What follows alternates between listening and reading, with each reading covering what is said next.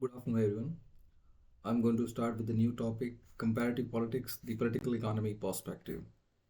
So, in one of the previous lecture, we have seen what comparative politics is. It is a comparison of political system of different countries, and when we involve one more angle to it, one more dimension to the study, that is the dimension of political economy. So, this interplay, it will have a new definition, and the definition is it is to look at the political system of different countries via their respective economic principles. So, this field of international relations, this study of political system of different countries via their economic angles, it examines the intricate relationship between political institution and economic structure across different states, and it also explore how economy it shapes polity of different countries and how polity of different country they influence economic performances. And finally, when the world is interconnected, how the the vice versa influence of both polity and economy in different countries, they influence the global economic structure. And recently, in the context of globalization, when national economy they are interconnected via global supply chains, so in that way, domestic politics, domestic political atmosphere, it has come to play a wider and far-reaching international role. Now, this political economic approach in comparative politics, it draws from multiple disciplines such as economics, political science, sociology, psychology, behavioral economy, history, anthropology, and the study provide insights into how different political system of different countries they manage economic growth, wealth distribution, market regulation, and international trade. So, in short, this study of the economy of different countries it give us it gives us the insight how different polities, different countries they manage their economic landscape. So, in other way, how they manage economic growth, how the wealth is distributed in different countries, how market is regulated, whether it is state controlled, whether it is capitalist led, whether it is authoritarian, and then finally how international trade is being carried about. So, and finally, the study of political economy it also helps us understand why some state they succeed in economic development while others struggle. Now, come up to the foundation of political economy perspective. So, the foundation it lies in the earliest intellectual tradition of classical liberalism, which were championed by thinkers like Adam Smith and David Ricardo.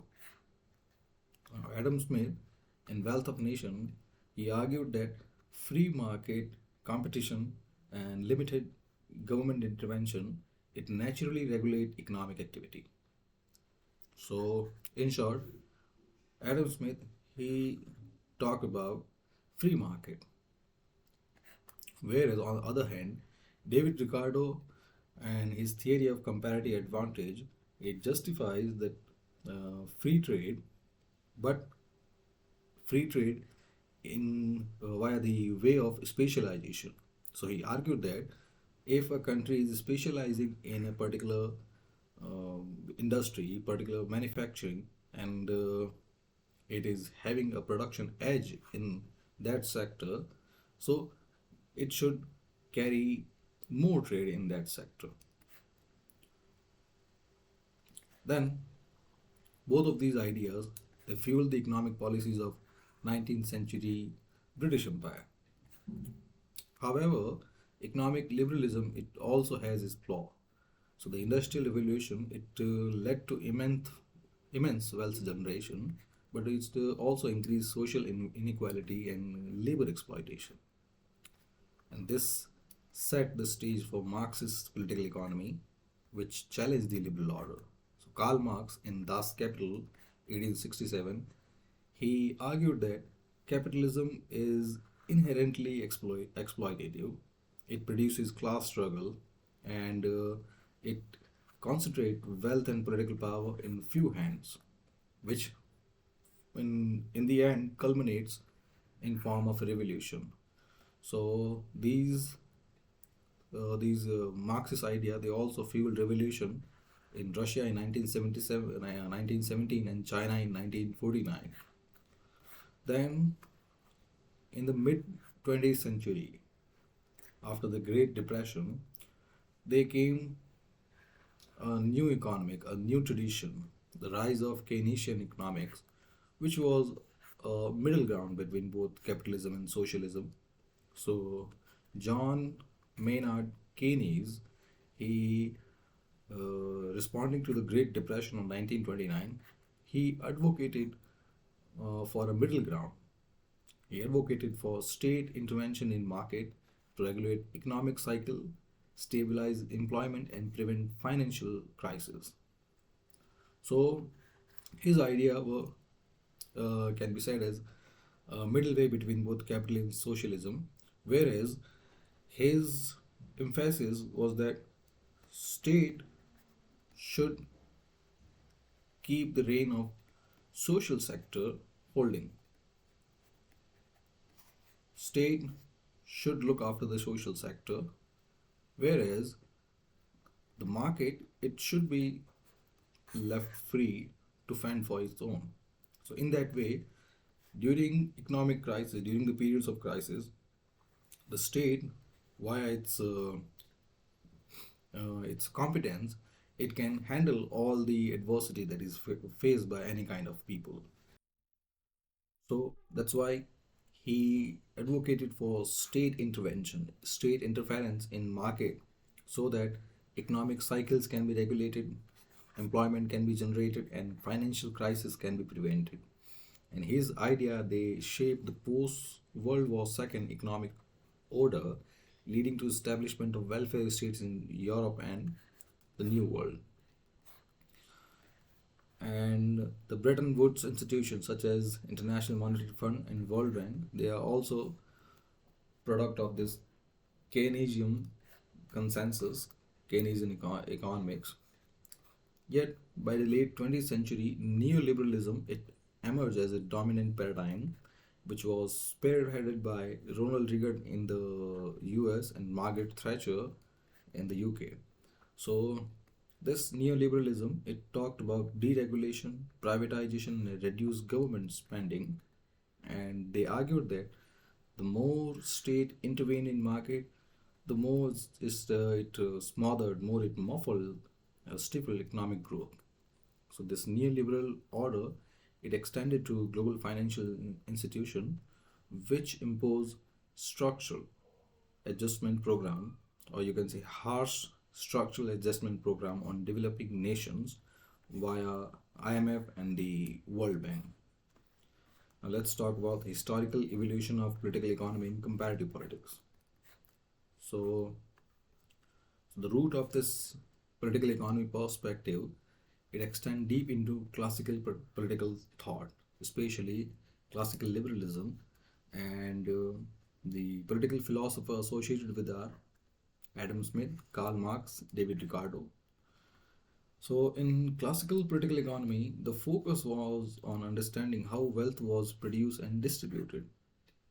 And Marx, in particular, he highlighted the inherent, intrinsic conflict between different economic class. Now, as the world transitioned through industrialization, colonial expansion, and the Cold War, uh, they came a need to integrate all the insights to find a way so that the economic insights, the perspective, the lessons from economy, they can be integrated into the political decision making. So this is how the political economy became a separate field in international relations. And this integration gave rise to comparative political economy. So the emergence of theories such as the dependency theory, the modernization theory, they further enrich this perspective by examining how historical legacies, unequal trade relationship, and the global division of labor they influence national development trajectories. The meaning of this passage is that when uh, comparative politics took a firmer hold on different lessons of polity, especially around First World War, they came a need to integrate the insights from economy. So that's how the comparative political economy came to be born as a new field, as a subfield. But then uh, the perspective that was integrated, the perspective that different scholar got by the analysis, by observation, it should have provided some help, especially regarding the global economic issue. So when I say around First World War and around Great Depression, that is around 1929, the world was reeling under severe economic crisis. So herein there was a need to find the faults, to look for the lessons, to find the pattern so that further crisis can be averted. So the comparative political economy, which is the comparison of polity of different country via their economic lessons, via their economic decisions, via their economies, it provided a way out that a further crisis need to be put out. And this perspective, it provided that help. So it examined how historical legacies, how unequal trade relationship and global division of labor, they influence the national development trajectories in different countries. Now let's look at classical political economy. So the first political thinker, Adam Smith, his idea, the liberalism, and his work, The Wealth of Nations. So is Smith, he advocated for minimal state intervention, emphasizing free market and competition. And his ideas were known as the liberal economic principle and laid the foundation for modern capitalism. Now, the second, Karl Marx, his critic of capitalism and his work, Das Kapital, and he argued that capitalism, it is inherently leads to class conflict, economic exploitation, and eventual revolution. And finally, the last classical political economics scholar was John Stuart Mill. So his idea, political economy, and he focused on ethical and moral aspect of economic policies. He advocated for social welfare and government intervention in cases of market failure. Now let's proceed on to the development of 20th century Keynesian, Keynesianism versus neoliberalism. So John Maynard Keynes, Keynesian economics, 1930s, he argued for state intervention, which is necessary to stabilize economic fluctuation. His ideas, they influenced post Second World War economic policies, leading to the rise of welfare state in Western democracies. The meaning of Keynesian economics, or the idea of Keynesianism, it is that state, the government, it should intervene, it should interfere in market. Market should not be left free uh, to fend for itself.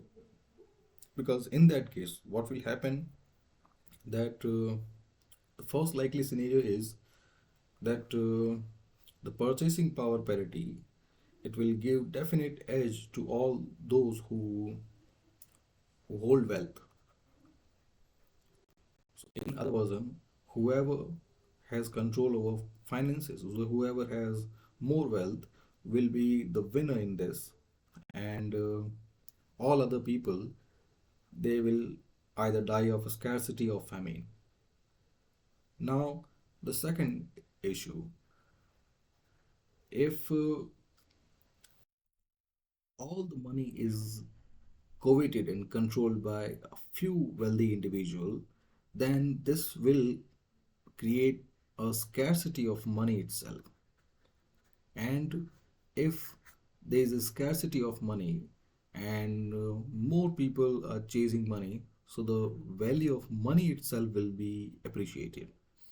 So here the likely scenario will be that those wealthy individuals who are holding money in any form, its value will appreciate, but the transaction for which the value the wealth will be consumed, like if they want to buy some medicine, if they want to buy some commodity, so if the value of money is increased, if it is appreciated, then they will also face the issue of hyperinflation, in which they will have to buy a certain commodity, let's say a soap, and if the situation we are talking about is of hyperinflation, so let's imagine this situation, and we have a precedent here in form of Germany. So during the hyperinflation of Germany in 1930s, people used to buy simple commodities, especially food articles, with bagfuls of money. So this is, you can say, a visualizable example of hyperinflation.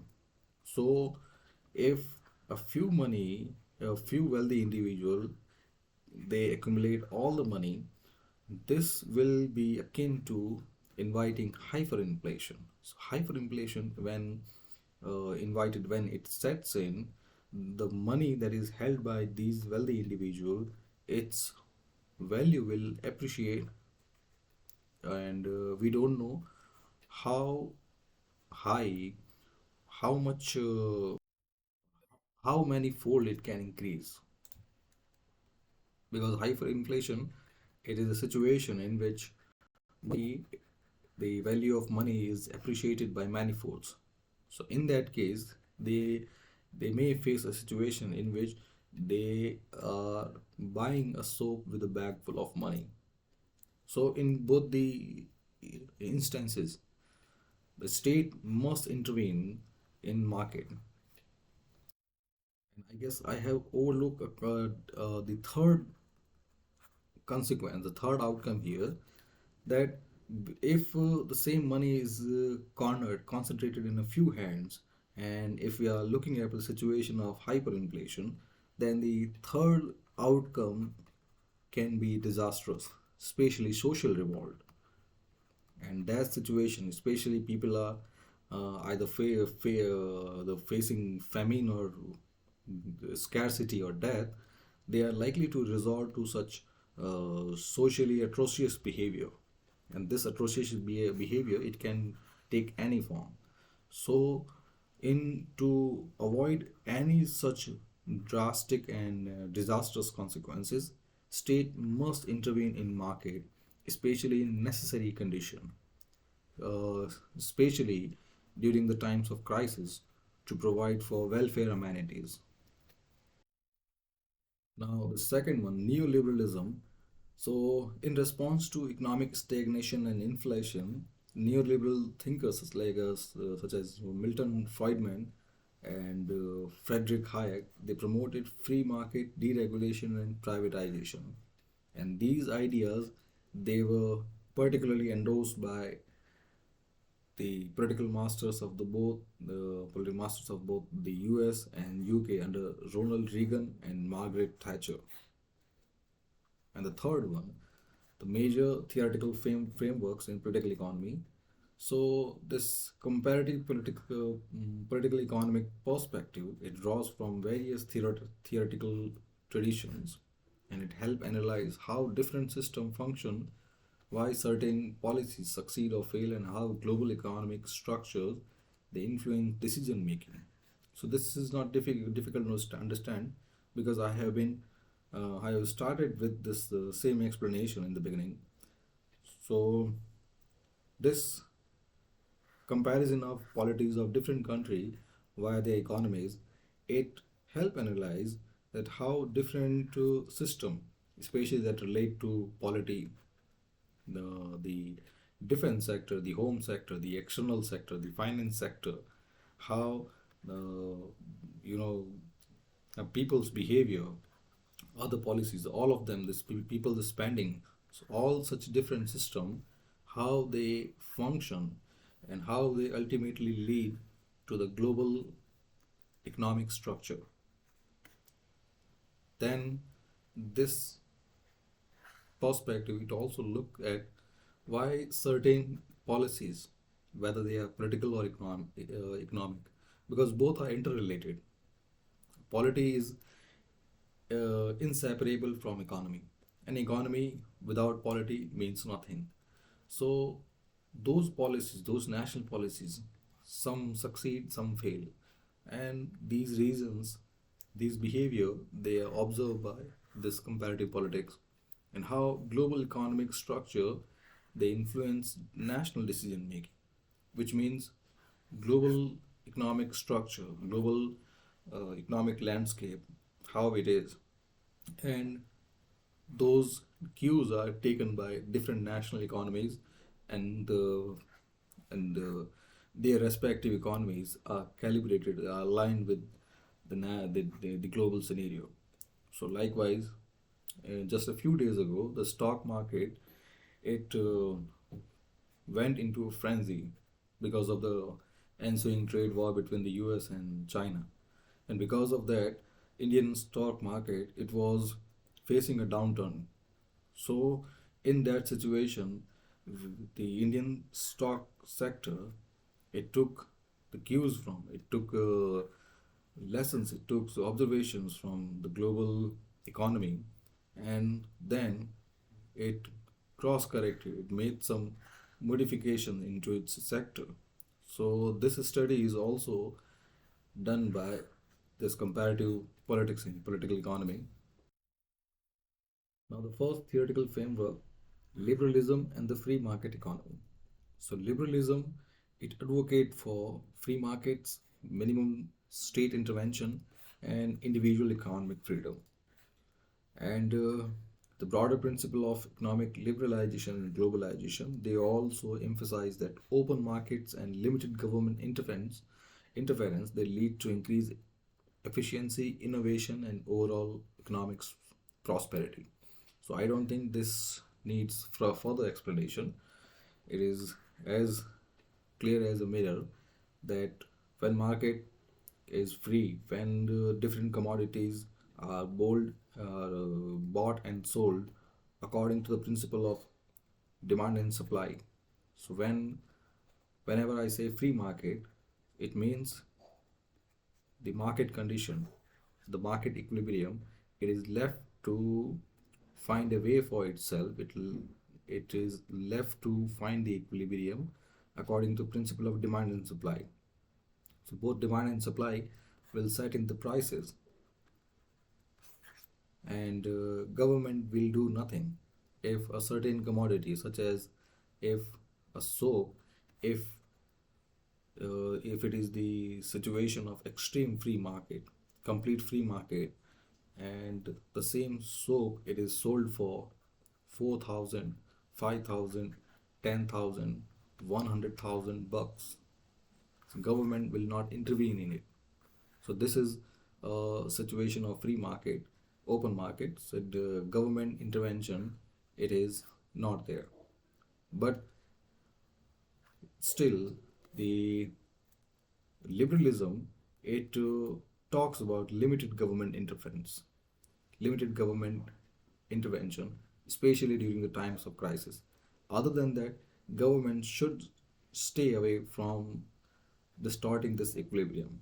That market should govern according to the principle of demand and supply. So this is, in short, the core meaning of free market principles. Now, the key thinkers associated with this school: first, Adam Smith, also considered father of economics, and argued in The Wealth of Nations that free market and competition, they naturally regulate economic activities through the invisible hand. So the meaning of this is that if market are left to find the equilibrium according to principles of demand and supply, so this will foster competition, and because of that competition, consumer will have more options. So let's say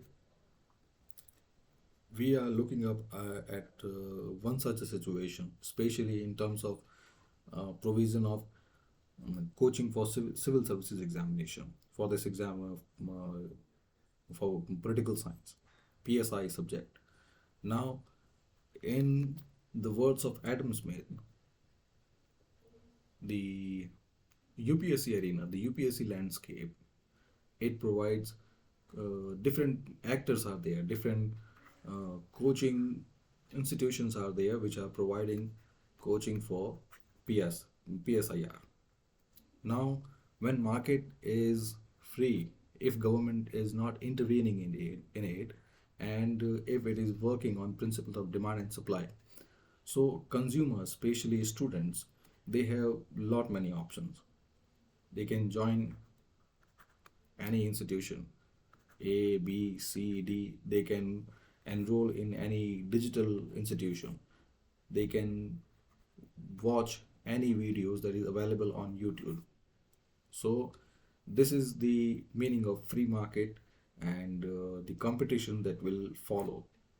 So here, when market is free, so um, any producer can enter in it. All producers. So likewise, I am one such a producer, and the coaching institution in which you may be studying, that all there is also another producer. YouTube on YouTube you may see many teachers who have uploaded their videos. They are also teaching. There may be some freelance teachers. So all of them, we are free to enter this market. And now because the free entry and the competition that ensue, we are providing on, we are working on giving up, making available quality material. So this is a clear example of free market and competition. Now, David Ricardo, he argued that he developed the theory of comparative advantage, and it explained why nations should specialize in producing goods they can manufacture more efficiently.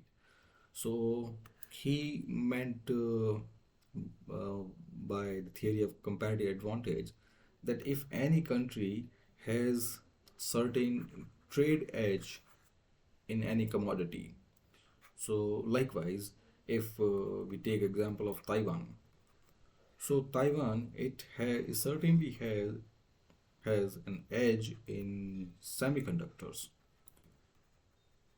So in another way, when look at in different light, Taiwan is following this theory of comparative advantage. That when you have advantage in certain commodity, then you should increase its production. You should trade in it. You should make it your weapon.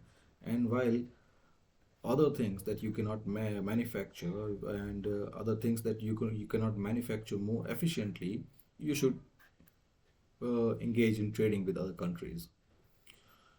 So this theory of comparative advantage is especially benefactor in terms of globalization, because globalization is the working of a channel of different global supply chains, and that global supply chain, it is fed by different nodes, and those different nodes, they are nothing but the countries of specialized production.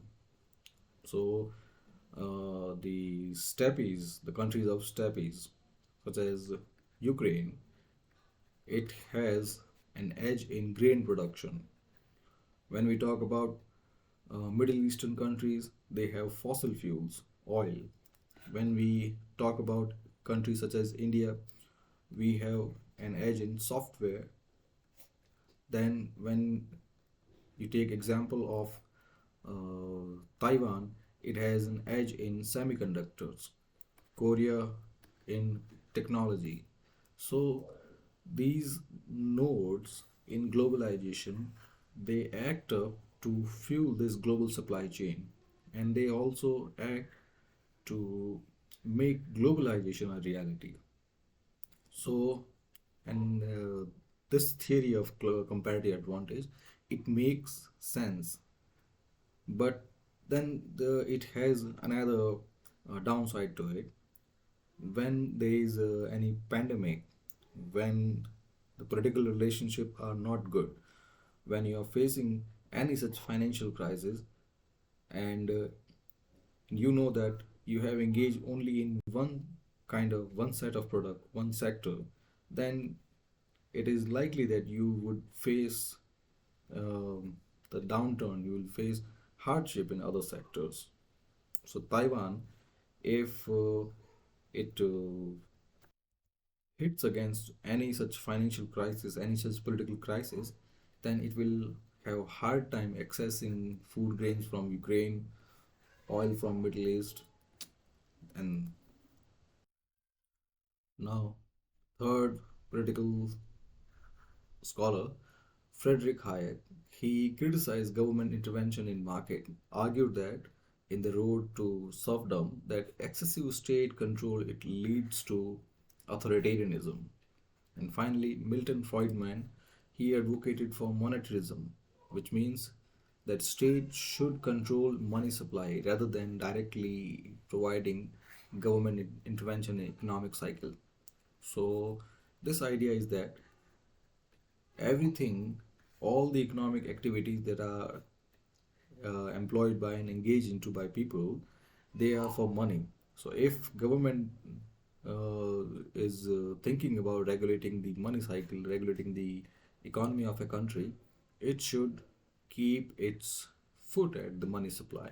If money supply is controlled, if it knows how much money is coming into economy, from which sector, how many taxes are being evaded, how money is making the rounds, how, and it also keep a watch over black money and smuggling, then via making this control, while making this roundup, it can certainly provide a beneficial analysis to economy.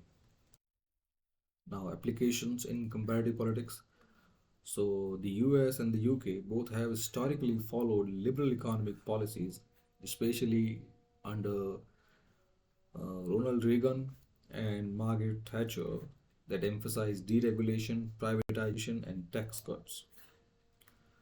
Then the European Union's single market is another example that facilitated free movement of goods, service, and labor across different member states.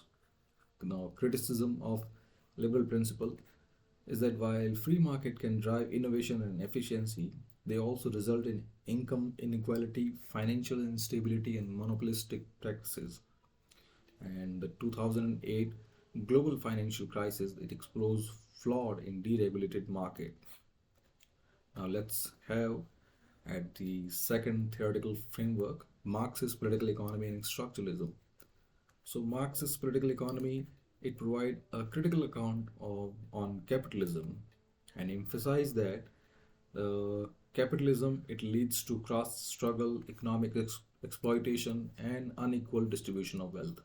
And it argues that economic systems are inherently linked to social and political power structure, which means that economic system, whichever it is, whether it is a country's financial sector, if it is core bank, if it is a nationalized or a private sector bank, whichever economic system it is a part of people's life. It is a part of the social life of people. So the when both of these economic system and the social sector, both are engaged, locked in a feedback loop. So tighter economic policies, they will have adverse social relations. Now, key thinkers, first Karl Marx, in Das Kapital, he argued that capitalism is based on exploitation of labor. The second, Vladimir Lenin, so in his work, Imperialism, the highest stage of capitalism, he explained how capitalist economy they rely on colonialism and global exploitation. Then Antonio Gramsci, he introduced the concept of cultural hegemony, argued that Dominant economic classes, they maintain power by shaping ideologies and public opinion. So the meaning of this is that the dominant economic classes, especially the rich classes, the upper classes, so they need to maintain this power, and this power, it will be maintained only if they concentrate all the wealth in their hands. But if all the wealth is concentrated in their hand, now they are facing up this situation. If all the money is kept to themselves without being spent, so this money, it can leads to issue of hyperinflation. Second, they are going to face a social backlash when people come to know that a certain person is, or certain group, certain wealthy elite group is holding a lot of money, has accumulated a lot of money. Then this social backlash, it can take any form. It can take a violent form, it can take a form of dacoity, it can take a form of violent overthrow of that particular group. So in order to avoid this situation and keep holding the money, keep concentrating the money in their hand, they need to shape the ideologies and public opinion in their favor. And this is done by stifling with how information is provided to people. So, in this way, media is controlled by them, because it is the media that influence, that shape public opinion. So, if media is engaged in providing a narrative that is not real, and this media, it often does not throw any light on those rich elites. So especially it keep those rich elites in dark, so that people's perspective, people's ideas, then emotion, they are diverted to some other narrative, other scenario which does not concern them. So this is one way. Cinema, sports, fashion, behavior, politics. So all of these issues, they are inherently controlled by those rich elites, those uh, mm, you can say those aristocrats. So those aristocrats, they control everything by being the sponsor of a counter narrative or an alternative narrative. So whatever we see in cinema, in fashion, in media, in public opinion, in talk, all of these are the opinions, the ideologies that have been fed up and provided by these rich aristocrats, so that we, our thoughts, our opinion do not have any look on them. Our eye does not give them any evil presence. Now, the application of Marxist principle in comparative politics. The Soviet Union and Maoist China, both of them, they implemented centralized state control economies, and Cuba and Venezuela also attempted social economic model, and finally, Latin American country, via following the principle of dependency theory, they resorted to import substitution. And this economic decision, it was fueled by the belief in dependency theory, which argues that developing nations, they remain economically subordinate to wealthier nations. Now, the criticism of a Marxist framework. First, centralized planning, it often leads to inefficiency, lack of innovation, and economic stagnation. Now, Marx, the second criticism, in Marxist economic, they historically struggled with productivity and technological progress. The third one, developmental state theory. So this theory argues that strong state intervention can drive economic growth, especially in newly industrialized nations, and it shows how government-led industrial policies can successfully develop economics. So key thinkers associated are first Chalmers Johnson, who coined the term developmental state to describe how Japan's post-war government activity promoted economic growth. So here, the meaning of developmental state theory is how how government, it pursue policies, economic policies, by deliberately interfering in market. So here, state, it regulates different sector in a strategic way, in a well thought out and well analyzed way. So it's different from authoritarianism and dictatorship. So here, the state, the government machinery, it put in funds, technical analysis, manpower, well-bred insights, and all of them, they are there to influence the market activity in their favor. So here Johnson, he described how Japan after Second World War, it promoted industrial growth by following this developmental state model. And second, Peter Evans and Ellis Amsden, they expanded on how state intervention helped countries like South Korea and Taiwan to achieve rapid economic growth. Now, application of this theory. So East Asian tigers, Japan, South Korea, Taiwan, and Singapore, all of them, they use strategic state intervention, which means state intervention wherever necessary, investment in education, and export-led growth to become major economic power. So this is the meaning of developmental state. And China's economic model, it also blends state-controlled capitalism with selective market liberalization, which means state, it controls how money flows, how and where money should be invested, and then selective market liberalization is, it means the Chinese state, it controls which key sector to be left to be given to market to work on its own. So this is the second example. Criticism.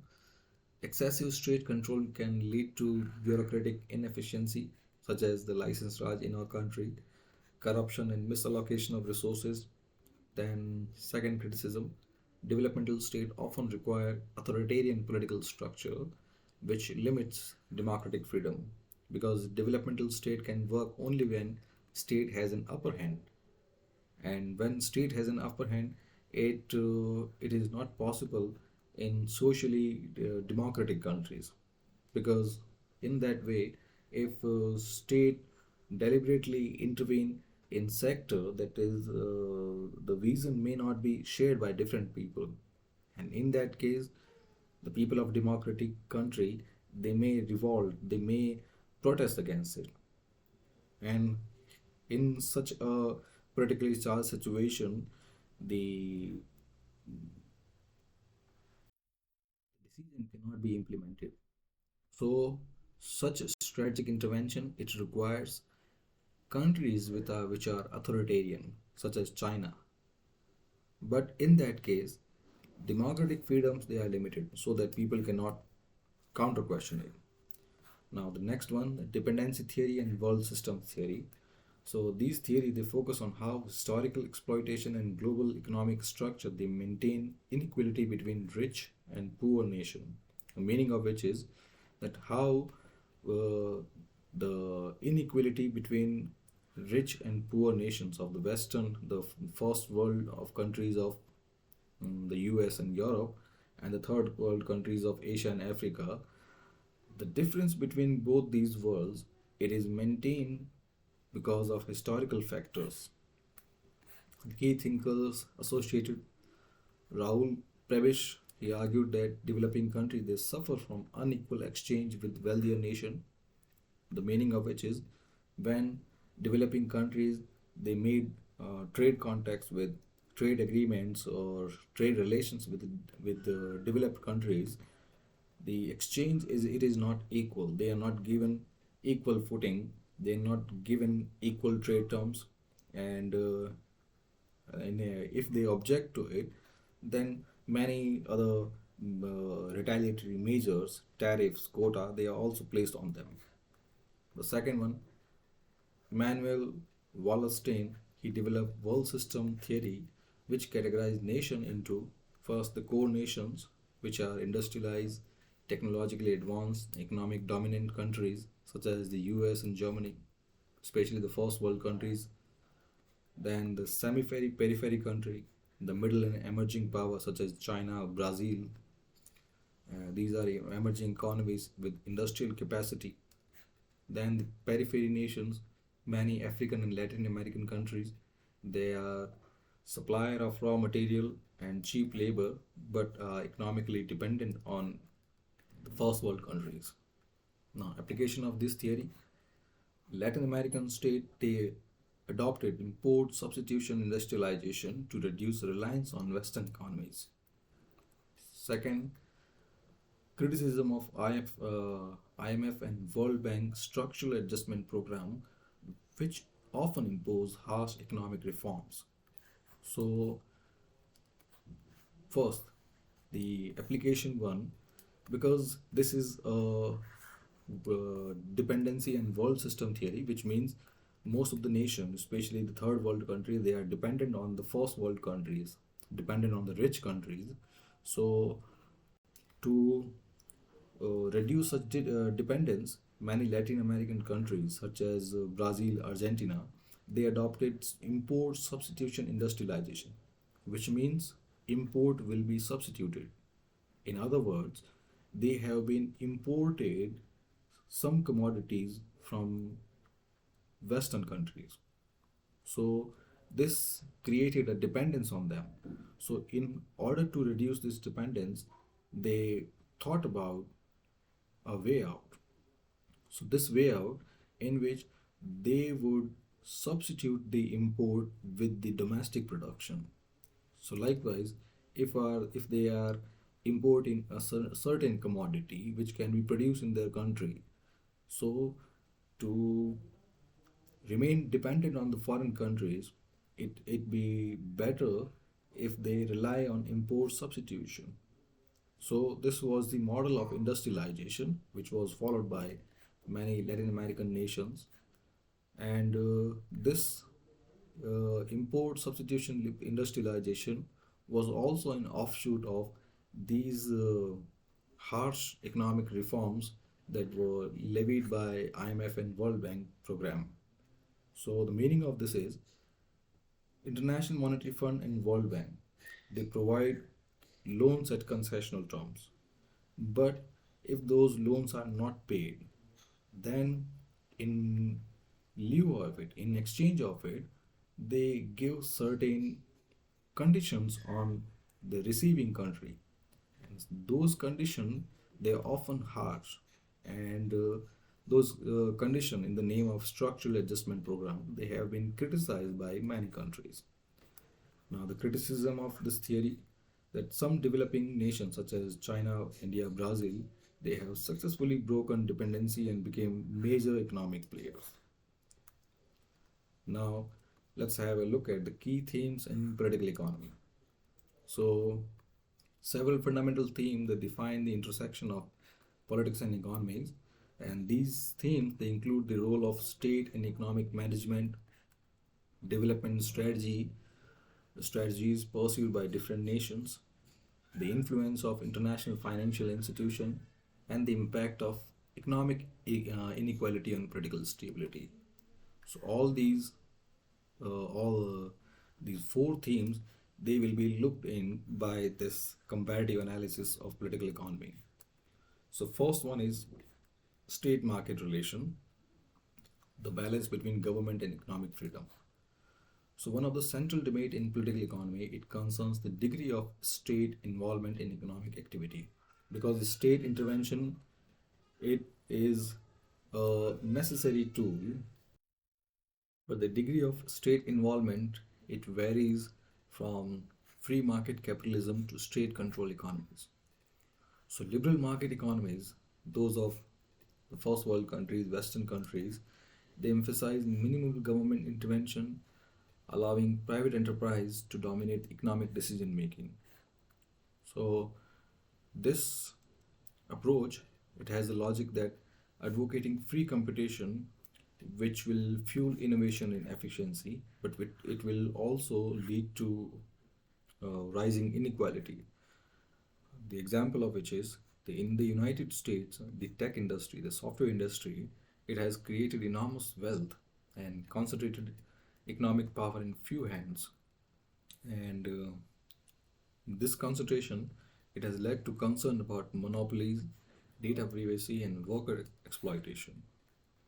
Then, the social democratic economies that are found in Sweden, Germany, Norway, they combine free market with a strong government intervention to ensure wealth distribution and social welfare.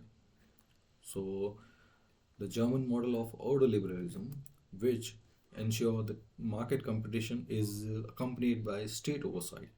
The meaning of this combination of government intervention and market principle, it means that government can intervene when the time arises. Government can intervene to regulate the market. Other than that, market is free to find its routes, free to uh, find its fluidity. So, in this ordoliberalism, market competition and state oversight, they both go hand in hand. And this approach, it has allowed this economy to maintain stability even during the financial crisis. Third paragraph. In contrast, the state capitalism that is practiced in China, it involves government control over key industries while allowing selective market competition. So, meaning of which is that the essential sector, the essential industries, they are under the control of Chinese government, and other than those strategic industries, the Chinese government, it provide free market competition for other industries, non-strategic industries. Um, and through this strategic investment in infrastructure, technology, and export, China has transformed itself into a global economic powerhouse. But this model, it is one of political authoritarianism, and they have been concerned about political repression, lack of transparency, lack of democratic freedom, and the state-led distortion in global market. Now, the next topic, development strategies competing path to economic growth. So, here, development strategy means uh, which country has employed which strategy, which economy to develop itself. So, here, an example is given here that the divergence between Latin American and East Asian model, they highlight the complexity of economic planning and market integration. So here we have two pole apart examples to see the veracity, to see not just the veracity, the intensity and significance of development strategies. So these two countries, these two examples, one of Latin American countries which employed import substitution, and then the other Asian tigers, East Asian countries, they which employed export-led growth. Both of these examples, they highlight the importance of the strategies employed by development for development. So Latin American countries in mid 20th century, they experimented with import substitution and industrialization, so which was implemented to reduce dependency on foreign imports by developing domestic industries. So, country like Brazil, Argentina, Mexico, they restricted trade and subsidized local manufacture to promote economic efficiency. The meaning of which is import substitution industrialization. I already explained that you are stopping the import and substituting it, means replacing it with domestic production. So, to kickstart the domestic production, you are providing subsidy to local manufacturer so that economic self-sufficiency can be fostered. But this approach often led to inefficiencies, excessive government intervention, and the scenario of national debt. On the other hand, East Asian nations such as Japan, South Korea, Taiwan, and Singapore, the Asian tigers, they adopted export oriented industrialization, export led growth. And the meaning of which is that they did not stop the import. On the other hand, they started exporting the products in which they had the edge. So in this way, this export-led growth, this export-oriented industrialization that integrated them into global market and by providing technology-driven export. So this model is often called as East Asian miracle. It relied on state-led industrial policies, investment in education, and government-backed businesses. So, example, South Korea's transformation from a war-torn nation in 1950 to a advanced economy by 21st century is a testament to the success. However, the 1997 Asian financial crisis exposed the vulnerability of economy which are overly reliant on foreign capital. So, again, in short, export oriented industrialization is different from import substitution industrialization. Both of these are product of industrialization. Industrialization means how a country is going to manufacture, how a country is going to industrialize. In import substitution, you have stopped imports, and this gap it is filled by domestic capacity. Whereas export oriented industrialization, you are exporting the technology, you are exporting the commodities in which you have an edge. Now, more recently, the rise of digital economy and green industrial policies, they are also reshaping the traditional development model. So countries like Germany and Denmark, they are leading in renewable energy investment. Meanwhile, emerging economies, they are also increasing leveraging digital platform, fintech, artificial intelligence. So this is not difficult to understand. Again, because we need sustainable economic growth, and sustainable economic growth is incomplete without relying on green technologies. So green technologies such as solar roofing and all such renewable energy material. So these countries, especially the North European, the Scandinavian country, they are leading in this renewable energy investment by providing many technological breakthrough in uh, accessing, in producing such renewable energy gadgets. So in this way, these countries, this North European country, Scandinavian country, they have positioned as leaders in sustainable economic growth. On the other hand, you are seeing that the world has gone digital. So there are many digital platform, fintech. Like the way I am teaching it is also one of the offshoot of this digitalization of education. Fintech means financial technology.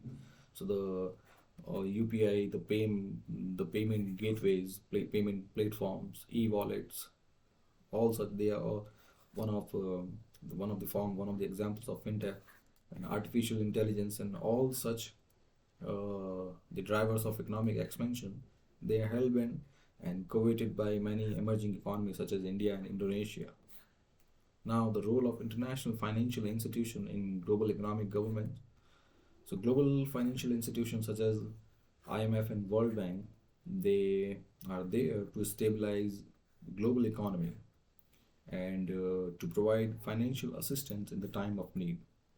So, the IMF, International Monetary Fund, it offers financial aid to countries which are in crisis, but it also imposes a structural adjustment program as a condition.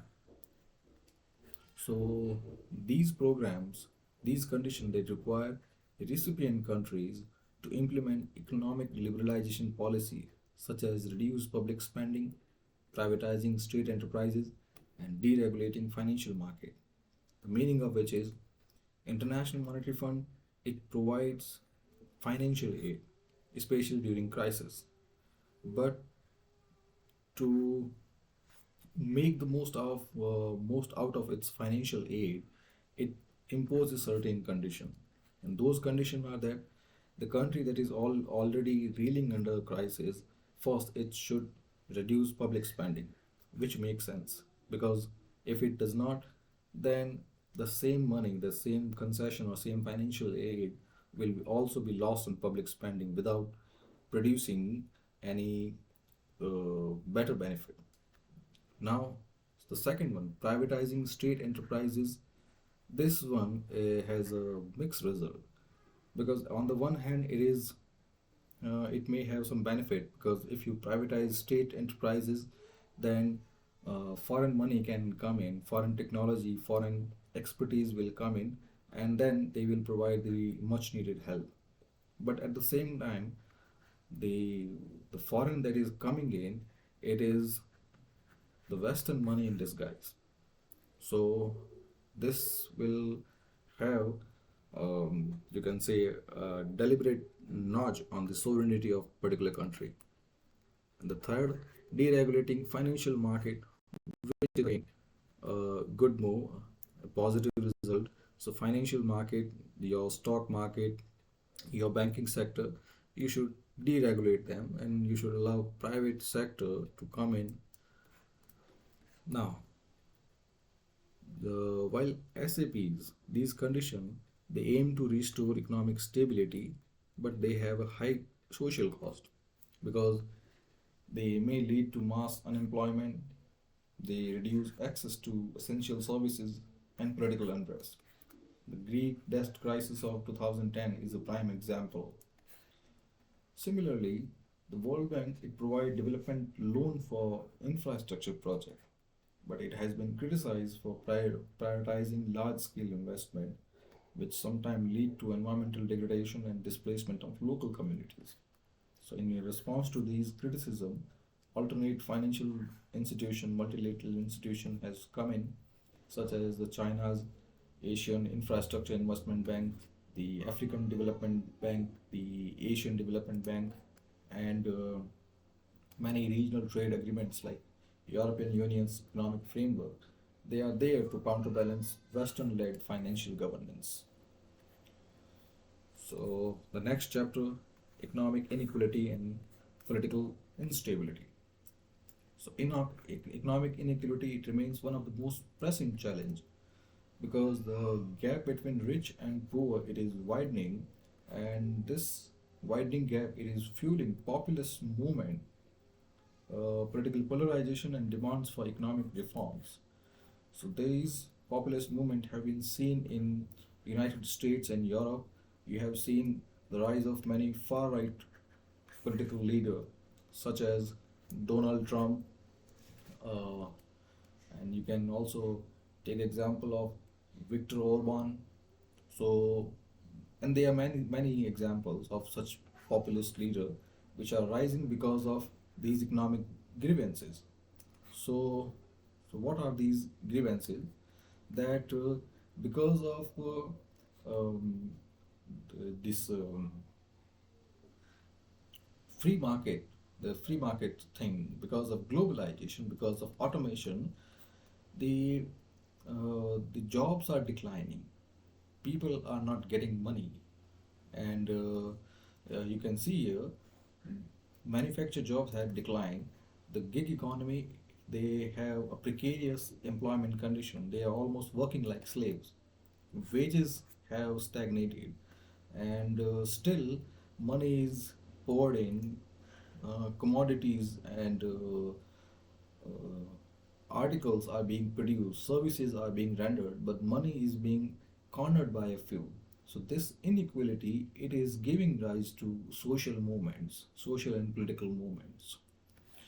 And then the other factor, technological advancements such as artificial intelligence and automation, they also threaten to increase economic disparities because they have displaced the traditional jobs, especially those jobs which are done by unskilled or semi-skilled people.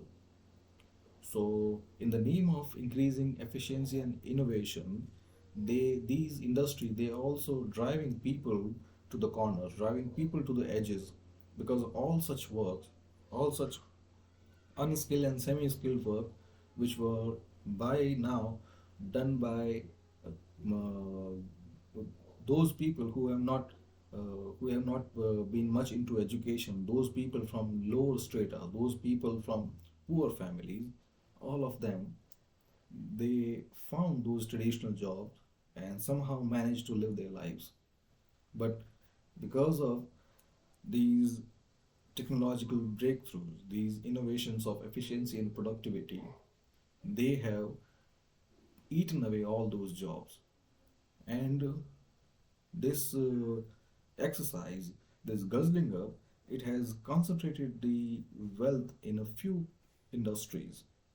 So, this has led to concern about job security and wage stagnation.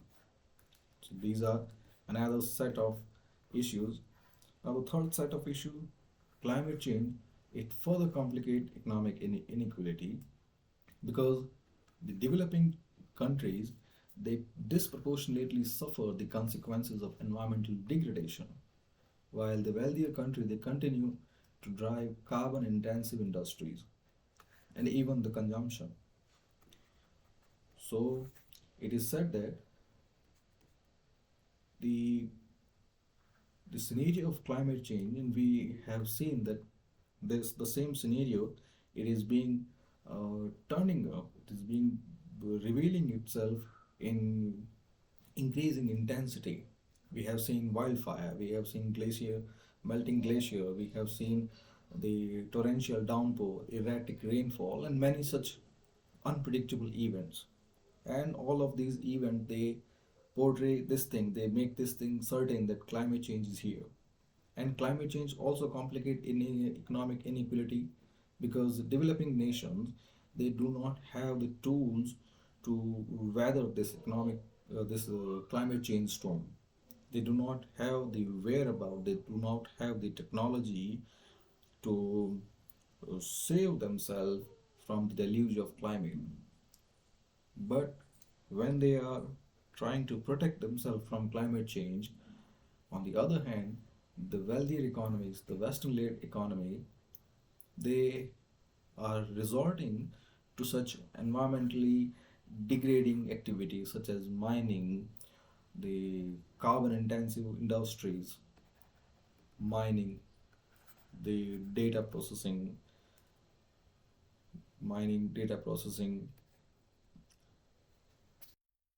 intensive manufacturing, and all such sector which further increase climate change. The conclusion, the future of political economy. So, as globalization faces pushback, with nations reassessing economic interdependence and sovereignty, the balance between state control and market freedom, it continue to shape international relations. Because any country, it wants to remain engaged in the global supply chain, but also wants to maintain its sovereignty. So the right balance need to be stricken out between how a state control the economy and how much freedom is given to market. In both of these scenarios, when taken, when analyzed at the global scale, they shape international relations. So the rise of China, economic nationalism in the West, and digital economic transformation, along with climate change driven policy, they're all the newer arena, the newer faces of landscape of global governance. Now let's have a fast look at the case studies of application of political economy in international relations. The first one is the US-China trade war.